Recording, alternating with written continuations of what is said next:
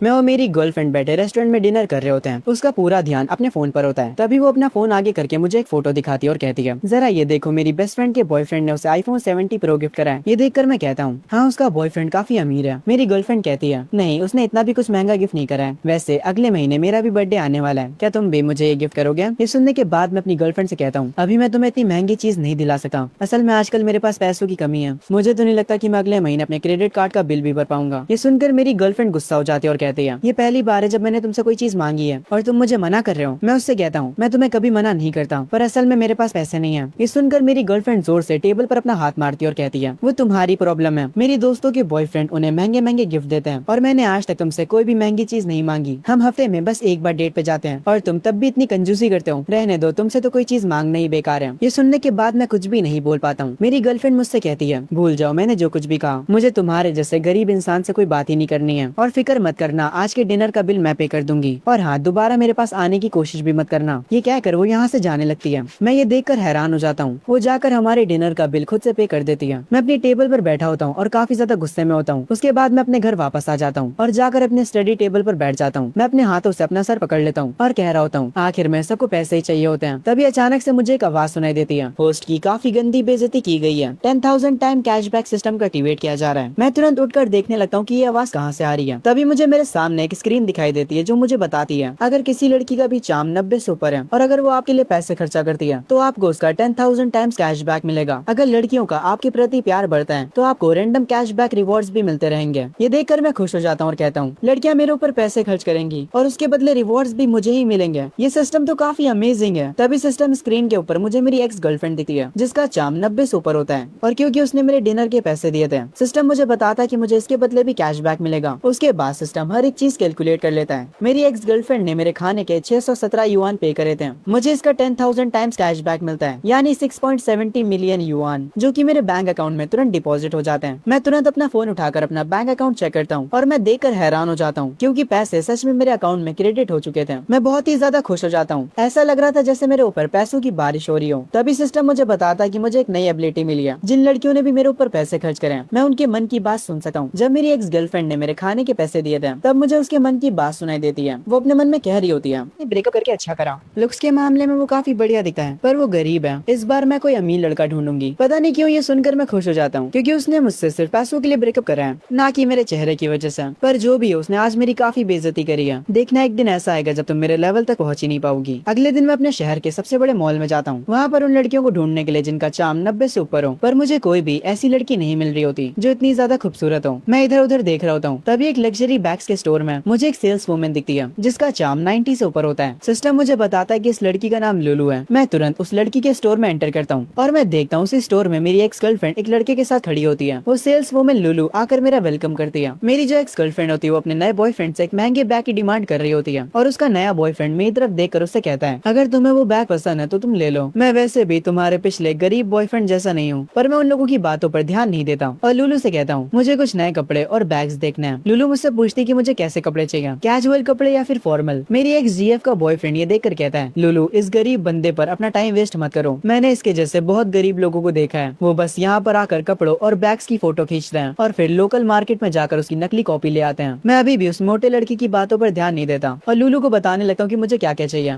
मैं लुलू से ये भी कहता हूँ कि वो लड़की यानी मेरी एक्स गर्लफ्रेंड ने जो बैग पसंद करा था वो भी मेरे लिए पैक कर दे। मैं उसके ज्यादा पैसे देने के लिए तैयार हूँ। ये सब सुनकर लुलू हैरान हो जाती है और मुझसे कहती है, क्या आप सच में ये सब खरीदना चाहते हैं? आपका टोटल बिल 60,000 तक चला जाएगा। मैं अपना कार्ड निकालता हूँ और कहता हूँ, हाँ, मुझे सब कुछ खरीदना है। जैसे वो कार्ड को स्वाइप करती है, पेमेंट सक्सेसफुल हो जाता है। ये देखकर मेरी एक्स गर्लफ्रेंड और उसका बॉयफ्रेंड दोनों ही हैरान रह जाते हैं। लुलू मुझे मेरा सामान पैक करके दे देती है और मुझसे पूछती है कि क्या मुझे मेंबरशिप कार्ड चाहिए। मैं उसे हंसते हुए हाँ कह देता हूँ। तभी मैं एक और महंगे बैग की तरफ पॉइंट आउट करता हूँ और कहता हूँ कि मुझे ये भी चाहिए। ये सुनकर लुलू थोड़ा शॉक होती है और मुझसे कहती है, सर, ये हैंड बैग एक लिमिटेड एडिशन है, इसका प्राइस 90,000 है। मैं हंसते हुए लुलू से कहता हूँ, मुझे प्राइस से कोई मतलब नहीं है, ये बैग मैं तुम्हारे लिए खरीद रहा हूँ। ये सुनकर लुलू और भी ज्यादा शॉक हो जाती है और वो तुरंत अपने हाथ हिलाते हुए मना करती है और कहती है, सर नहीं, ये कुछ ज्यादा ही महंगा है, मैं इसे नहीं ले सकती। ये देखकर मेरी जो एक्स गर्लफ्रेंड होती है वो तुरंत मेरे पास आती है और मुझसे कहती है, जब मैंने तुमसे मेरे लिए आईफोन खरीदने के लिए कहा था तब तो तुम बहुत गरीब हुआ करते थे और अब तुम एक ऐसी लड़की जिसको तुम जानते भी नहीं हो उसको इतना महंगा बैग गिफ्ट कर रहे हो। ये सुनने के बाद मैं कहता हूँ, मैं चाहे किसी को कुछ भी दूं, ये मेरे ऊपर डिपेंड करता है। और वैसे तुम हो कौन जो मेरे बीच बोल रही हो? ये सुनकर मेरी एक्स गर्लफ्रेंड आग की तरह गुस्से में हो जाती है। मैं लुलू से मुस्कुराते हुए कहता हूँ, तुमने मुझे काफी अच्छे से सब कुछ कुछ समझाया, इसे मेरी तरफ से थैंक यू गिफ्ट समझ लो, और अगर तुम बुरा ना मानो तो तुम क्या मेरी दोस्त बनना चाहोगी। ये सुनने के बाद लुलू वहीं पर खड़ी की खड़ी रह जाती है। मैं एक स्माइल करता हूँ और मुझे देखकर लुलू भी एक प्यारी सी स्माइल करती है। वो अपने मन में बहुत ज्यादा शर्मा रही होती है और कह रही होती है, इसने बिना सोचे समझे मुझे 90,000 का बैग गिफ्ट में दे दिया। आखिर ये लड़का है कौन? ये काफी हैंडसम दिखता है और ये काफी काइंड भी है। आगे मैं अपना फोन निकालता हूँ और लुलू से कहता हूँ, क्या हम दोनों एक दूसरे को वी चैट पर ऐड कर सकते हैं? अगली बार हम कहीं और भी मिल सकते हैं। लुलू भी तुरंत अपना फोन निकालती है और कहती है, क्यों नहीं, क्या मैं आपका नाम जान सकती हूँ? मैं उसे अपना नाम बता देता हूँ। वो मुझे अपने वी चैट पर ऐड करती है। तभी सिस्टम मुझे बताता है कि लू का फेवर 5 से बढ़ा दिया गया है, हम इसे लू कहेंगे अब से। खैर आगे सिस्टम मुझे बताता है, मिस लू आपके ऊपर पैसे खर्च करने की इंटेंशन रखती है, आपका कैशबैक सिस्टम ट्रिगर हो चुका है। ये देखकर मैं अपने मन में कहता हूँ, मेरा पहला स्टेप सक्सेसफुल रहा। उसके बाद मैं उस स्टोर से निकल जाता हूँ। मेरे पीछे मेरी एक्स गर्लफ्रेंड होती है और वो मुझे आवाज देते हुए मुझसे कहती है, मेरी बात सुनो, आखिर तुम्हारे पास इतना ज्यादा पैसा आया कहाँ से? क्या तुमने कहीं चोरी वोरी करी है? ये सुनकर उसका बॉयफ्रेंड हंसते हुए कहता है, मुझे लगता है कि इसने बस अपने क्रेडिट कार्ड की लिमिट बढ़ा ली है ताकि ये अमीर होने का दिखावा कर सके। इसको ये भी नहीं पता कि अगर ये क्रेडिट कार्ड वालों के पैसे वापस नहीं कर पाया तो इसकी पूरी जिंदगी बर्बाद हो सकती है। मैं इनकी बात सुनकर रुक जाता हूँ और हंसते हुए अपनी एक्स गर्लफ्रेंड से कहता हूँ, तुम्हारा शुक्रिया उस दिन मेरे खाने के पैसे देने के लिए। अगर तुम उस दिन वो चीज ना करती तो शायद आज मैं इतना अमीर नहीं होता। तभी मैं उसके बॉयफ्रेंड से कहता हूँ, वैसे तुम्हारी नई नई गर्लफ्रेंड जो बैग पकड़े हुए हैं, क्या तुमने उसे अभी तक बताया कि एक चीप कॉपी है? अगली बार तुम ये जो नकली चीजें खरीदते हो वो थोड़ी अच्छी क्वालिटी की खरीदना। ये सुनकर मेरी एक्स गर्लफ्रेंड हैरान रह जाती है क्योंकि उसे नहीं पता था कि जो बैग वो पकड़े हुए हैं वो बस एक नकली कॉपी है। उसका बॉयफ्रेंड काफी ज्यादा एम्बैरस हो जाता है और गुस्सा भी। ये कहकर मैं यहाँ से निकल जाता हूँ। उसके बाद मैं अपने मन में कह रहा होता हूँ, ये तो बस शुरुआत है, मेरी अमीर बनने की जर्नी बस अभी शुरू हुई है। खैर उसके बाद रात में मैं एक महंगे क्लब में जाता हूँ, ऑफ कोर्स कुछ खूबसूरत लड़कियों को ढूंढने। मैं क्लब की कुछ लड़कियों को देखता हूँ पर उन सबका चार्म 90 से कम होता है। यहाँ पर हाईएस्ट चार्म वाली जो लड़की है उसका चार्म भी बस 85 का है। सब लोग इस क्लब में एंजॉय कर रहे होते हैं पर तभी मुझे एक लड़की दिखती है जो कि बार के पास बैठी होती है और उसका चार्म 92 का होता है। क्योंकि मैं उस लड़की को काफी देर से देख रहा था इसीलिए वो मेरे पास आकर कहती है, अकेले क्लब में बैठना बोरिंग होता होगा है ना, चलो मैं तुम्हारे साथ बैठती हूँ। सिस्टम तुरंत मुझे इसकी प्रोफाइल दिखाता है। मैं एक स्माइल करता हूँ और उसके बाद टेबल से उठता हूँ और कहता हूँ कि मुझे वॉशरूम जाना है। मैं इधर उधर और भी देख रहा होता हूँ कि यहाँ पर और भी कोई सुंदर लड़की है क्या। तभी मैं दो लड़कियों को एक टेबल पर बैठा देखता हूँ। वो दोनों काफी सुंदर दिख रही होती हैं। दो लड़कों की नजर उन्हीं लड़कियों पर पड़ती है और वो उनसे बात करने की कोशिश करने लगते हैं। उनमें से एक लड़का कहता है, तुम लोग वहाँ पर अकेली क्यों बैठी हो, आओ और हमारे साथ पार्टी करो, सब लोग साथ में एंजॉय करते हैं। पर जो ब्लॉन्ड बालों वाली लड़की होती है वो मना करती है और कहती है, नहीं हम अकेले ही ठीक है। पर वो लड़का उनके पीछे पड़ जाता है। वो लड़की अभी भी मना कर रही होती है। सिस्टम मुझे बताता है कि इस लड़की का चार्म 90 से ऊपर है। मैं तुरंत फैसला कर लेता हूँ कि ये लड़की भी मेरे साथ रहेगी। मैं तुरंत उस लड़की की तरफ जाता हूँ और उन लड़कों से कहता हूँ कि ये लड़की मेरी दोस्त है, इसलिए वो यहाँ से चले जाए। यहाँ पर जो शोर शराबा हो रहा था उसकी वजह से यहाँ का मैनेजर तुरंत हमारे पास भाग के आता है। मैं मैनेजर से कहता हूँ, इन लड़कियों के लिए सबसे महंगी ड्रिंक्स लेकर आओ, उसके पैसे मैं दूंगा क्योंकि मैं सबसे महंगी ड्रिंक्स को ऑर्डर करता हूँ। तो ये देखकर वो लड़के तुरंत समझ जाते हैं कि मैं बहुत ही रिच फैमिली से बिलोंग करता हूँ। वो डर के मारे तुरंत मेरे आगे माफी मांगने लगते हैं और वहाँ से चले जाते हैं। मैं उस ब्लॉन्ड बालों वाली लड़की के पास जाता हूँ और उससे कहता हूँ, क्या तुम कल मेरे साथ कहीं बाहर चलना चाहोगी? वो थोड़ा हेसिटेट करती है। मैं अपना हाथ आगे बढ़ाकर उससे कहता हूँ, इन क्लब्स में काफी शोर रहता है पर अगली बार हम ऐसी जगह पर जाएंगे जहाँ पर ज्यादा शोर ना हो। आखिरकार वो लड़की भी मान जाती है। उसके बाद बैठकर हम लोग अपनी ड्रिंक्स पीने लगते हैं। हमारे टेबल पे वो पहले वाली लड़की भी आ जाती है पर मैं उस पर इतना ध्यान नहीं देता। मेरा सारा फोकस उस ब्लॉन्ड बालों वाली लड़की पर होता है। मैं उस लड़की को अपना नाम बताता हूँ और वो भी मुझे अपना नाम बताती है और मुझे शुक्रिया भी बोलती है। इस लड़की का नाम हान होता है। उसके बाद हम लोग काफी बातें करते हैं। सिस्टम की तुरंत नोटिफिकेशन आती है, हान का फेवर 5 से बढ़ा दिया गया है। वो पहले वाली लड़की मुझसे थोड़ा चिपकने लगती है और कहती है, चलो अब हम लोग थोड़ा एंजॉय करते हैं। तभी हान अपनी दोस्त से पूछती है कि आखिर टाइम क्या हुआ है। उसकी दोस्त बताती है कि हमें काफी लेट हो चुका है। इसके बाद मैं मैनेजर को बुलाकर सारा बिल पे कर देता हूँ। सिस्टम की दोबारा से नोटिफिकेशन आती है, हान का फेवर अब 10 हो चुका है। मैं हान के पास जाता हूँ और उससे कहता हूँ, क्या कल तुम फ्री हो, मैं तुम्हें डिनर पर ले जाना चाहता हूँ। हान पहले तो थोड़ा हेजिटेट करती है पर फिर मान जाती है। उसकी अगली सुबह एक लग्जरी कार्स की शोरूम में आता हूँ। वहाँ की सेल्स वुमन मुझे एक लग्जरी कार दिखाती है और मुझे उसके बारे में बताने लगती है। सर ये कार फरारी रोमा है। यहाँ पर जितनी भी कार है इसका इंजन उन सबसे बेटर है। डिजाइन और पावर में ये कार सबसे ज्यादा अच्छी है। मैं उस कार के अंदर बैठकर उसे चेक करने लगता हूँ। वैसे मैं यहाँ पर अकेला नहीं आया होता हूँ, मैं अपने साथ यहाँ पर लू को लाया होता हूँ। मैं लू से पूछता हूँ कि उसे ये कार कैसी लग रही है। वो मुझसे कहती है, ये कार तुम पर सूट कर रही है। मैं उस कार को दोबारा से चेक करने लग जाता हूँ। लू अपने मन में सोच रही होती है, ये कह रहा है कि $1 मिलियन की कार को ऐसे ही खरीद लेगा, आखिर ये लड़का कितना अमीर है। खैर उसके बाद मैं कार से बाहर निकलता हूँ और पूछता हूँ कि क्या मैं इस कार में कस्टमाइजेशन करवा सकता हूँ। वहाँ की स्टाफ तुरंत मेरे पास आती है और कहती है, ऑफ कोर्स आप करवा सकते हैं। मैं लू से जाकर कहता हूँ कि तुम इस कार को अपने हिसाब से कस्टमाइज करो, मुझे तुम्हारी पसंद पर भरोसा है। ये सुनने के बाद लू कहती है, पर मुझे कार्स के बारे में इतना नॉलेज नहीं है। मैं उसके हेड को पेट करते हुए कहता हूँ, तुम्हें जो पसंद आए बस उसे पिक कर लो, बस वो कार कंफर्टेबल होनी चाहिए। लू अपने मन में काफी ज्यादा खुश हो जाती है और वो कह रही होती है, ये चाहता है कि मैं इसके लिए $1 मिलियन की कार चुनूं। वो वहाँ की स्टाफ से बात करती है और सब कुछ कस्टमाइज करवा रही होती है। उस बीच में उनके ऑफिस में बैठा कॉफी पी रहा होता हूँ। तभी सिस्टम मुझे बताता है कि लू का फेवर 15 पे पहुंच चुका है। वहाँ की स्टाफ मेरे पास आती है और मुझे बताती है कि इस कार का प्राइस 4 मिलियन हुआ और मुझसे पूछती है कि मैं कार्ड से पेमेंट करना चाहूंगा या फिर कैश में। मैं तुरंत अपने फोन से पेमेंट कर देता हूँ। ये देख कर लू अपने मन में काफी ज्यादा खुश हो जाती है, पर अपने मन में कह रही होती है इसने 4 मिलियन की कार खरीद ली, वो भी बिना एक बार भी सोचे। वहाँ की स्टाफ मुझे बताती है कि एक हफ्ते में मैं आकर उस कार को पिक कर सकता हूँ। वो मुझसे मेरे घर का एड्रेस भी मांगती है ताकि वो लोग कार को डायरेक्ट मेरे घर पर ही डिलीवर कर सके, पर मैं उन्हें एड्रेस नहीं बताता हूँ। मैं कहता हूँ कि मैं कार को खुद से आकर पिक कर लूंगा। लू मेरे पास आती है और मुझसे कहती है तुमने अब कार खरीद ली है, तो अब ये तुम्हारा काम है कि तुम मुझे जल्दी ही ड्राइव पर लेकर चलो। उसके बाद वो मेरा हाथ पकड़कर कहती है जहाँ भी तुम जाओगे मैं वहाँ पर तुम्हारे साथ चलूंगी। सिस्टम मुझे वापस से बताता है कि लू का फेवर अब डायरेक्ट 30 का हो चुका है। कार खरीदने के तुरंत बाद मैं हान के कॉलेज के बाहर आ जाता हूँ। मैंने लू को उसके घर पर ड्रॉप कर दिया था और अब मैं यहाँ पर खड़ा हान का इंतजार कर रहा होता हूँ। हान अपने सारे स्टूडेंट्स को गुड बाय बोलती है और वो मुझे जैसे ही देखती है वो तुरंत मेरे पास आती है और मुझसे कहती है तुम यहाँ पर कब से खड़े हो, क्या मुझे आने में ज्यादा देर तो नहीं हो गई? मैं मुस्कुराते हुए उससे कहता हूँ नहीं नहीं, मुझे यहाँ पर आए हुए ज्यादा टाइम नहीं हुआ है, और वैसे भी अगर तुम्हारी जैसी खूबसूरत लड़की का इंतजार करना पड़े तो मैं यहाँ पर सालों तक खड़ा रहने के लिए तैयार हूँ। उसके बाद मैं उसके लिए कार का डोर ओपन करता हूँ और खुद भी कार में बैठ जाता हूँ। मैं उसे बताता हूँ मैंने हमारे डिनर के लिए बहुत अच्छी जगह चुनी है। ये सुनने के बाद हान मुझसे कहती है तुम्हें इतना कुछ करने की जरूरत नहीं थी, तुम फालतू में ही परेशान हो रहे हो। ये सुनने के बाद मैं उससे कहता हूँ मैंने ये सब प्लान किया क्योंकि मैं तुम्हारे साथ सच में डिनर करना चाहता था। खैर उसके बाद हम उस रेस्टोरेंट में पहुंच जाते हैं जो मैंने सिलेक्ट करा था। मैं हान से पूछता हूँ कि ये कैसा है और उससे कहता हूँ यहाँ पर क्लब जैसा शोर नहीं होने वाला, तो हम आराम से बैठकर एंजॉय कर सकते हैं। हान मुझसे कहती है ये कमाल की जगह है, मैं आज तक किसी क्लब गई नहीं थी। आखिरी बार मैं मेरी मास्टर की ग्रेजुएशन पार्टी में गई थी और कल मुझे मेरी एक दोस्त ले गई थी वहाँ पर। ये सुनने के बाद मैं उससे कहता हूँ हाँ मुझे लगा ही था, तुम्हारे बिहेवियर से साफ पता चल रहा था कि तुम्हें वैसी जगह पसंद नहीं है, तुम देखने में कोई मासूम सी राजकुमारी लगती हो। ये सुनकर हान काफी ज्यादा शर्मा जाती है। मैं उससे पूछता हूँ तो क्या टीचर का काम मुश्किल होता है? हान कहती है नहीं, टीचर का काम इतना मुश्किल नहीं होता, पर कभी कभी स्टूडेंट से कम्युनिकेट करना मुश्किल हो जाता है। हान अपने मन में कह रही होती है ये लड़का कितना अच्छा है, ये लड़का बाकी अमीर लड़कों जैसे शो ऑफ नहीं कर रहा। जब मैं और हान बातें कर रहे होते हैं तभी मुझे सिस्टम की नोटिफिकेशन आती है हान का फेवर 10 से बढ़ा दिया गया है और अब वो टोटल 25 हो चुका है। डिनर करने के बाद हम लोग एक नदी किनारे वॉक कर रहे होते हैं। मैं अपनी पॉकेट से एक गिफ्ट निकालता हूँ जो कि मैंने हान के लिए लिया था और उसे देते हुए कहता हूँ मैंने इस नेकलेस को एक स्टोर में देखा था, मुझे लगा ये तुम पर काफी सूट करेगा। जब हान उस बॉक्स को खोलकर उस नेकलेस को देखती है तो वो मुझसे कहती है ये नेकलेस तो काफी महंगा लग रहा है, मैं इसे नहीं ले सकती। पर मैं उससे कहता हूँ इस नेकलेस को मेरी तरफ से बस एक थैंक यू गिफ्ट समझ लो, आज मेरे साथ डिनर करने के लिए तुम्हारा शुक्रिया हान। मैं उसे वो नेकलेस अपने हाथों से पहनाते हुए कहता हूँ तुम्हारे साथ टाइम स्पेंड करके मैं अपना सारा स्ट्रेस भूल गया। ये सुनने के बाद हान एक स्माइल करती है। हम लोग वापस से वॉक करने लग जाते हैं और आपस में कई सारी बातें कर रहे होते हैं। तभी मुझे सिस्टम की नोटिफिकेशन आती है हान का फेवर वापस से 10 से बढ़ गया है और अब ये टोटल 35 हो चुका है। मैं हान के साथ उसके अपार्टमेंट तक आता हूँ। वो गेट के पास खड़ी होकर मुझसे कहती है आज मुझे सच में काफी मजा आया। मैं उससे कहता हूँ अगली बार मैं तुम्हें किसी कॉन्सर्ट में ले चलूंगा। ये सुनकर वो एक हल्की सी स्माइल करते हुए कहती है हाँ क्यों नहीं, मजा आएगा। खैर हान को घर छोड़ने के बाद मैं अपने लग्जरी अपार्टमेंट में वापस आ जाता हूँ जो मैंने अमीर बनने के तुरंत बाद खरीदा था। मैं अपने आईपैड को उठाता हूँ और उसमें यूट्यूब पर एक लड़की की स्ट्रीम देखने लग जाता हूँ। मुझे सिस्टम का नोटिफिकेशन तुरंत आता है। वो बताता है मुझे कि इस लड़की का चार्म 92 का है। मैं तुरंत फैसला कर लेता हूँ कि कुछ भी करके मुझे इस लड़की को अपना बनाना होगा। मैं तुरंत उसे एक बड़ी सुपर चैट करता हूँ। पहले तो उसे लगता है कि मैं कोई आम इंसान हूँ, पर मैं सुपर चैट्स करना बंद ही नहीं करता। मैं एक के बाद एक सुपर चैट किए जा रहा था जिसे वो नोटिस कर लेती है और वो काफी हैरान होती है। पूरी की पूरी चैट क्रेजी हो चुकी थी। हर कोई मेरे बारे में बात कर रहा था। उन सबको लग रहा होता है कि मैं कोई बहुत बड़ा बिजनेस टाइकून हूँ। वो स्ट्रीमर काफी ज्यादा खुश हो जाती है। वो मुझसे कहती है कि वो मेरे लिए डांस करेगी। उसके बाद वो एक बहुत प्यारा सा डांस करती है। मैं उसे सुपर चैट करके पूछता हूँ कि वो किस एजेंसी से बिलोंग करती है, पर आगे मैं खुद अपने टॉपिक को स्विच कर देता हूँ और उससे पूछता हूँ कि क्या वो मेरे चूज किए हुए गाने पर डांस करेगी, जिस पर वो एग्री कर जाती है और उसी गाने पर डांस करती है जो मैंने चुना था। मैं उसके डांस से काफी ज्यादा इम्प्रेस हो जाता हूँ, पर मुझे उसके कपड़े इतने कुछ खास अच्छे नहीं लगते हैं। मैं उसे पर्सनली मैसेज करता हूँ कि उसका डांस काफी अच्छा है, अगर वो ट्रेडिशनल कपड़ों में डांस करे तो वो और भी ज्यादा प्यारी लगेगी। मेरा मैसेज देखने के बाद वो कहती है आपके सजेशन के लिए शुक्रिया, मैं कल ही जाकर कुछ ट्रेडिशनल कपड़े खरीदूंगी, पर आपको कल दोबारा से मेरी लाइव स्ट्रीम पर आना होगा। खैर थोड़ी देर बाद वो अपनी लाइव स्ट्रीम को बंद कर देती है और मुझे पर्सनली मैसेज करती है। मैं उसकी रिक्वेस्ट को उठा लेता हूँ। इस स्ट्रीमर का नाम याओ होता है। मैं उससे पूछता हूँ कि वो कौन सी सिटी से है और मुझे पता चलता है कि वो मेरी ही सिटी से बिलोंग करती है। मैं उससे तुरंत पूछ लेता हूँ कि क्या वो लंच कल मेरे साथ करना चाहेगी, जिस पर वो हाँ कर देती है। उसके बाद मुझे सिस्टम का नोटिफिकेशन आता है याओ का फेवर 20 से बढ़ गया है। ये देखकर मैं अपने मन में सोचने लग जाता हूँ मैंने चैट पर तो उससे काफी अच्छे से बात कर लिया, पर मुझे कल ऑफलाइन में उससे मीटिंग भी काफी अच्छे से करनी होगी। खैर अगले दिन जो जगह हमने डिसाइड करी थी हम वहीं पर मिलते हैं। याओ मुझे शुक्रिया बोलती है और कहती है आपने जो सुपर चैट्स करी थी उससे मेरी काफी हेल्प हुई है। असल में मेरे फादर काफी बीमार हैं। ये कहते हुए उसकी आंखों से आंसू आ जाते हैं। मैं उसे अपना रुमाल देते हुए कहता हूँ उन बातों के बारे में मत सोचो, अपने फ्यूचर के बारे में सोचो, तुम्हारे आगे के क्या प्लान है। वो अपने आंसू पोंछते हुए कहती है मैं बस लाइव स्ट्रीम्स कर सकती हूँ और क्या ही कर सकती हूँ मैं, ताकि मैं अपना कर्जा चुका सकूँ, और जब मैं अच्छे खासे पैसे कमा लूंगी तो आपने मुझे जितने भी पैसे दिए मैं उन्हें वापस कर दूंगी। ये सुनकर मैं उससे कहता हूँ तुम्हें पैसे वापस करने की जरूरत नहीं है, मैंने तुम्हारा डांस देखा और तुम सच में काफी टैलेंटेड हो, पर अभी तुम ज्यादा फेमस नहीं हो। ये सुनकर याओ कहती है, आखिर आप कहना क्या चाहते हैं? मैं उससे कहता हूँ, मैं तुम्हें पैसे उधार नहीं देना चाहता, मैं बल्कि तुम पर इन्वेस्ट करना चाहता हूँ। पहले तो मैं तुम्हारे लिए एक बेटर एजेंसी ढूंढूंगा ताकि तुम एक फेमस लाइव स्ट्रीमर बन सको और तुम्हें ब्रांड प्रमोशन मिले। मैं चाहता हूँ कि तुम बस अपने कंटेंट पे ध्यान दो। ये सुनकर याओ थोड़ा शॉक हो जाती है और वो कहती है, आप मुझ पर इतना ट्रस्ट करके इन्वेस्ट करना चाहते हैं, पर क्या मैं सच में ये कर पाऊंगी? मैं एक हल्की सी स्माइल के साथ उससे कहता हूँ, मुझे पूरा भरोसा है कि तुम ये कर सकती हो। खैर उसके बाद मैं वेटर को कहता हूँ कि वो हमारा बिल लेकर आए, पर याओ मना करने लगती है और कहती है, नहीं नहीं, आपने ऑलरेडी मेरे लिए बहुत कुछ करा है, कम से कम मुझे हमारे खाने के पैसे देने दीजिए। और उसके बाद वो अपने कार्ड से खाने का बिल पे कर देती है। मुझे सिस्टम की तुरंत नोटिफिकेशन आती है, याओ ने 5800 युआन आप पर खर्च करें, आपको इसका 10,000 टाइम्स कैशबैक मिलता है। 58 मिलियन युआन आपके बैंक में क्रेडिट कर दिए गए हैं। मैं याओ के सामने तो बिल्कुल शांत बैठा होता हूँ, पर अपने मन में मैं बहुत ही ज्यादा खुश होता हूँ। मुझ पर पैसों की बारिश हो रही होती है। एक ही झटके में मैं मल्टी मिलियनर बन गया। खैर उसके बाद मैं याओ के लिए काफी अच्छी एजेंसी को हायर करता हूँ, जो कि उसको काफी अच्छे से रेडी करती है उसकी स्ट्रीम के लिए। मैं याओ को कॉल करके बताता हूँ, तुम्हें अपने कंटेंट को और भी ज्यादा बेटर बनाना होगा। खैर उसके बाद रात में मैं उसकी लाइव स्ट्रीम देख रहा होता हूँ। वो वैसे ही कर रही होती है जैसा मैंने उससे कहा था। मैं उसकी लाइव स्ट्रीम अपने कंप्यूटर पर बैठा देख रहा होता हूँ। बीच बीच में मैं उसे सुपर चैट्स भी कर रहा होता हूँ। वो मेरी सुपर चैट्स के लिए मुझे स्ट्रीम पर ही शुक्रिया बोलती है। मुझे वापस से सिस्टम की नोटिफिकेशन आती है, याओ का फेवर वापस से 30 से बढ़ा दिया गया है। उसकी थोड़ी देर बाद लाइव स्ट्रीम खत्म हो जाती है। याओ मुझे वीडियो कॉल करती है, ये पूछने के लिए कि मुझे आज की स्ट्रीम कैसी लगी, और वो मुझे बताती है कि 1 लाख लोग उसकी स्ट्रीम देख रहे थे। वो ये कहते हुए थोड़ी इमोशनल भी हो जाती है, उसकी आंखों से आंसू आने लगते हैं। मैं एक मुस्कुराहट के साथ उससे कहता हूँ, ये तो बस शुरुआत है। खैर अगले दिन जब मैं अपना नाश्ता कर रहा होता हूँ, मुझे अपने एक पुराने दोस्त का मैसेज आता है, जिसमें वो मुझे बताता है कि उसकी मंगेतर उससे 6 लाख युआन मांग रही है दहेज में, और साथ ही में एक बहुत ही अच्छा घर जो कि उसके नाम पर होगा। मेरे दोस्त को समझ नहीं आ रहा होता कितने पैसे उसके पास कहाँ से आएंगे। वो रो रहा होता है और काफी परेशान होता है और मुझसे कहता है, अगर मैं उसे ये सब नहीं दे पाया तो वो हमारी एंगेजमेंट को तोड़ देगी। हमारा 3 सालों का रिलेशनशिप है और सब कुछ बस थोड़ी ही देर में खत्म हो जाएगा। मुझे ये सुनकर थोड़ा बेकार लगता है और मैं उससे कहता हूँ, तो क्या हुआ अगर तुम लोगों का 3 सालों का रिलेशनशिप है? तो अगर तुम ऐसी लड़की से शादी कर लेते हो तो तुम्हारी पूरी जिंदगी बर्बाद हो जाएगी। मैं तुम्हें सजेस्ट नहीं करूंगा कि तुम ऐसी लड़की के लिए अपनी लाइफ बर्बाद करो। मेरा दोस्त कुछ बोले उससे पहले ही मैं उससे कहता हूँ, ठीक है अब बातें बंद करो और मुझे अपना अकाउंट नंबर भेजो। ये कहने के बाद मैं उसे 6 लाख युआन भेज देता हूँ। आखिर है तो मेरा दोस्त ही। उसके बाद मेरा दोस्त उन पैसों को जाकर बैंक से निकाल लेता है और उन पैसों को जाकर सीधा अपनी मंगेतर के पास रख देता है। उसकी मंगेतर के पास मेरी एक्स गर्लफ्रेंड भी खड़ी होती है। उसकी मंगेतर उससे कहती है, तो आखिरकार तुमने पैसों का इंतजाम कर ही लिया। मेरा दोस्त उसे वो 6 लाख युआन दे देता है, पर फेंकते हुए। उसकी मंगेतर पहले तो ये देखकर यकीन ही नहीं कर पाती और वो उससे कहती है, क्या तुमने इतने सारे पैसे बैंक से चोरी किए हैं? जिस पर मेरा दोस्त उसे मेरा नाम बताते हुए कहता है, मैंने ये पैसे अपने ब्रो से लिए हैं। और आगे कहता है, मेरे ब्रो ने मुझे काफी अच्छे से समझा दिया कि तुमसे ब्रेकअप करना ही मेरे लिए सही फैसला होगा। इन पैसों को उठाओ और मेरे आसपास कभी दिखाई मत देना। खैर मेरी जो एक्स गर्लफ्रेंड होती है वो मेरा नाम सुनकर काफी शौक हो जाती है और कहती है, आखिर उसके पास इतना पैसा आ कहाँ से रहा है? ये सुनकर मेरा दोस्त कहता है, उससे तुम्हें क्या मतलब है? ये कहने के बाद वो अपनी स्कूटर को उठाता है और वहाँ से निकल जाता है। उसकी मंगेतर और मेरी एक्स गर्लफ्रेंड वहीं पे खड़ी की खड़ी रह जाती हैं। उसके बाद मैं अपने उसी दोस्त के साथ एक रेस्टोरेंट आया होता हूँ। वो मुझे शुक्रिया बोल रहा होता है। वो मुझसे कहता है, मेरे दोस्त तुम सच में मेरे लिए भाई जैसे हो। तुम्हारी एक्स गर्लफ्रेंड भी वहाँ पर थी, तुम्हें उसका चेहरा देखना चाहिए था। जब मैंने उसे बताया कि ये पैसे मुझे तुमने दिए हैं, मैं उससे कहता हूँ, अगली बार दोबारा से ऐसी लड़की मत चूज करना। तुम एक ऐसी लड़की से शादी करना चाहते थे जो कि जिंदगी भर के लिए तुम्हें अपना गुलाम बनाना चाहती है। खैर आगे मेरा दोस्त कहता है, वैसे मुझे बताओ यार आजकल तुम इतने अमीर कैसे हो रहे हो? ये सुनकर मैं उससे कहता हूँ, मुझे लड़कियां पैसे देती हैं, तुम नहीं समझोगे। ये सुनकर मेरा दोस्त हंसने लग जाता है। मैं बस एक स्माइल करता हूँ। खैर अगले दिन मुझे याओ से मिलना था। मैं उस प्लेस पर आ जाता हूँ जहाँ की लोकेशन मुझे याओ ने भेजी थी। वो पहले से एक टेबल पर बैठी होती है। मुझे देखते ही वो तुरंत मेरे पास आती है। मैं उससे पूछता हूँ, क्या मुझे देर हो गई? आखिर तुम यहाँ पर कब से हो? वो मुझसे कहती है, नहीं नहीं आपको इतनी भी देर नहीं हुई है, मैं बस यहाँ पर थोड़ी देर पहले आई थी। मैं उसे देखकर मुस्कुराता हूँ और कहता हूँ, तुम रियल लाइफ में और भी ज्यादा सुंदर दिख रही हो, जितनी तुम लाइव स्ट्रीम पर दिखती हो उससे कई ज्यादा। वो मुझे शुक्रिया बोलती है पर वो थोड़ी परेशान भी लग रही होती है। वो मुझे बताती है कि उसे मेरी एक मदद चाहिए। मैं उससे कहता हूँ कि टेबल पर चलकर आराम से बात करते हैं। उसके बाद जब हम लोग अपनी सीट्स पर बैठ जाते हैं, वो मुझसे कहती है, असल में मेरे डैड के ऊपर काफी ज्यादा लोन है और मेरी मॉम काफी बीमार है। मेरा छोटा भाई अभी स्कूल में है। मुझे 5 मिलियन युआन की जरूरत है। मैं जानती हूँ कि ये बहुत बड़ा अमाउंट है, पर अगर आप मेरी मदद करते हो तो मैं आपकी गर्लफ्रेंड बनने के लिए तैयार हूँ। ये सुनकर मैं उससे कहता हूँ, तुमने सही कहा, 5 मिलियन काफी बड़ी रकम है, मुझे सोचने के लिए थोड़ा टाइम चाहिए। खैर पहले हम अपने खाने पर ध्यान देते हैं, फिर बात करते हैं। आगे मैं उसे खाना सर्व करते हुए कहता हूँ, तो मुझे अभी बताओ कि तुम्हारी एजेंसी तुम्हें कितनी सैलरी देती है? या मुझे बताती है, वो लोग मुझे बेस सैलरी और कमीशन देते हैं, पर अगर अभी मैं उस एजेंसी को छोड़ती हूँ तो पेनल्टी अमाउंट काफी ज्यादा है। मैं पहले थोड़ा सोचता हूँ और फिर याओ से कहता हूँ, अगर मैं तुम्हारे थोड़े लोन चुका दूं तो क्या तुम मेरे लिए अपना स्ट्रीमिंग स्टाइल चेंज करोगी? मैं चाहता हूँ कि तुम अपनी स्ट्रीम को थोड़ा ट्रेडिशनल बनाओ, और हाँ अभी मैं तुम्हें 1 मिलियन तक दे सकता हूँ, पर तुम्हें शो करना पड़ेगा कि तुम इन सब चीजों को लेकर काफी सीरियस हो। मैं तुरंत अपना फोन निकाल कर याओ के अकाउंट में 1 मिलियन भेज देता हूँ। ये चीज देखकर वो काफी ज्यादा इमोशनल हो जाती है और रोते हुए कहती है, मुझे आपसे मिले हुए ज्यादा टाइम नहीं हुआ है और फिर भी आपने मुझे इतने सारे पैसे दे दिए, आपको नहीं लगता कि मैं आपको स्कैम भी कर सकती हूँ? मैं ये सुनकर मुस्कुराते हुए कहता हूँ, मुझे अपने फैसले पर पूरा भरोसा है। ये 1 मिलियन तुम्हारा पहला चांस है, मुझे दिखाओ कि तुम इन पैसों को डिजर्व करती हो। मुझे मुझे पता कि मैं तुम पर और भी ज्यादा इन्वेस्टमेंट कर सकता हूँ। मुझे सिस्टम का नोटिफिकेशन आता है, याओ का फेवर इस बार 40 से बढ़ गया है। याओ मेरा हाथ पकड़ती है और मुझसे कहती है मैं आपके इस भरोसे को टूटने नहीं दूंगी। उसके बाद मैं याओ को लेकर उस कैफे से निकलता हूँ। मैं उसके लिए कैब बुलाता हूँ, वो उस कैब में बैठ जाती है और मुझसे पूछती है तो क्या अब मैं आपकी गर्लफ्रेंड हूँ। मैं मुस्कुराते हुए उससे कहता हूँ ये तुम्हारे बिहेवियर पर डिपेंड करता है, और हाँ याद रखना कि मैंने तुमसे क्या कहा है, अपने स्टाइल को बदलो, मैं आज रात तुम्हारी स्ट्रीम देखूंगा। मेरे ये कहने के बाद वो कैब वहाँ से चली जाती है। खैर उसके तुरंत बाद मुझे लू का मैसेज आता है और वो मुझसे कहती है क्या तुम फ्री हो। असल में मैंने और लू ने एक घर देखने का प्लान किया था और मुझे अभी वहीं पर जाना उसके साथ। सच में मुझे अब अपने टाइम को मैनेज करना सीखना होगा। खैर उसके बाद मैं लू को लेकर उस घर को देखने आ जाता हूँ। जो लड़की हमें वो घर दिखा रही होती है वो बताती है ये फार्म हाउस यहाँ पर सबसे महंगा है क्योंकि यहाँ से व्यू काफी अच्छा दिखता है और यहाँ पर प्राइवेसी की भी कोई दिक्कत नहीं है। लू मुझसे कहती है ये प्लेस सच में काफी ज्यादा अमेजिंग है। इसके बाद वो उस लड़की से इस फार्म हाउस का प्राइस पूछती है, पर मुझे प्राइस जानने में इतना कुछ इंटरेस्ट नहीं होता, पैसों में अंधा हो चुका हूँ यार। मैं बस लू से पूछता हूँ कि क्या तुम्हें ये पसंद आया। लू कहती है हाँ मुझे ये पसंद आया। वो लड़की हमें इस फार्म हाउस का प्राइस बताती है जो होता है 18.6 मिलियन। मैं तुरंत अपना कार्ड बाहर निकालता हूँ और उससे कहता हूँ मुझे अभी ये फार्म हाउस चाहिए, मैं इसे खरीद रहा हूँ। ये सुनते ही लू और वो लड़की दोनों ही हैरान हो जाते हैं। सिस्टम मुझे बताता है कि लू का फेवर 25 से बढ़ गया है और अब टोटल 55 हो चुका है। आगे वो लड़की मुझे कॉन्ग्रेचुलेट करती है और उस फार्म हाउस की चाबी मुझे देती है। मैं उस चाबी को लेता हूँ और उसे जाकर लू को दे देता हूँ और मैं उससे कहता हूँ मैं ये प्लेस तुम्हारे नाम कर रहा हूँ, अब से ये हम दोनों का एक घर है। लू काफी इमोशनल हो जाती है और कहती है ये बहुत ही ज्यादा महंगा है, मैं इसे एक्सेप्ट नहीं कर सकती। मैं उसके पास जाता हूँ और उसके फेस पर हाथ रखकर कहता हूँ तुम ये प्लेस सच में डिजर्व करती हो, मेरे लिए पैसों से ज्यादा तुम कीमती हो। सिस्टम मुझे बताता है कि लू का फेवर वापस से 15 से बढ़ गया है और अब टोटल 70 हो चुका है। उसके बाद लू मुझे हक कर लेती है। शाम में विंडो के पास खड़े हम लोग सनसेट देख रहे होते हैं। हम दोनों एक दूसरे को पकड़े हुए होते हैं। लू मुझसे कहती है मुझे लग रहा है कि मैं कोई सपना देख रही हूँ। तभी मुझे फोन पर हान का मैसेज आता है, वो मुझसे मिलना चाहती थी पर मैं उस मैसेज पर अभी ध्यान नहीं देता। लू मुझे कसकर हक करके कहती है कैसा रहेगा अगर आज हम यहाँ पर डिनर करें, तो मैं तुम्हारे लिए कुक करूंगी। जब लू मुझे कसकर हक करे होती है तब मुझे याओ का मैसेज भी आता है। वो मुझे बताती है उसकी एजेंसी उसके लिए एक ऑफलाइन फैन मीटअप ऑर्गेनाइज कर रही है और वो काफी नर्वस है। वो मुझे इन्वाइट करती है। खैर उसके अगले दिन रात में मैं अपने दोस्त के साथ बाहर कुछ खाने आया होता हूँ और उसके साथ बैठकर बातें कर रहा होता हूँ, पर तभी यहाँ पर कुछ लड़के आते हैं। मैं उन लोगों को जानता था। उनमें से एक आकर मुझसे कहता है हे ब्रो, मुझे पता चला कि तुम बहुत अमीर बन चुके हो, थोड़े पैसे हम पर भी तो खर्च करो। मेरा दोस्त ये सुनकर कहता है हुआंग चुपचाप यहाँ से निकल जाओ। मैं भी उस पर गुस्सा करता हूँ और उसे जाने के लिए बोलता हूँ। ये देखकर उसको गुस्सा आ जाता है और वो कहता है तू अमीर बन गया तो मुझे घमंड दिखा रहा है। वो मुझसे लड़ने वाला होता है पर सिस्टम ने अभी तक मुझे सिर्फ पैसे ही नहीं दिए हैं बल्कि उसने मुझे स्ट्रॉन्ग भी बनाया है। मैं तुरंत उठकर उससे लड़ने लगता हूँ। वेल इसे लड़ना तो नहीं कहेंगे क्योंकि मैं ही उसे एक तरफा मारे जा रहा था। खैर उस लड़के की पिटाई करने के बाद मैं बाकी लोगों से कहता हूँ यहाँ से दफा हो जाओ, अगर तुम लोग मुझे दोबारा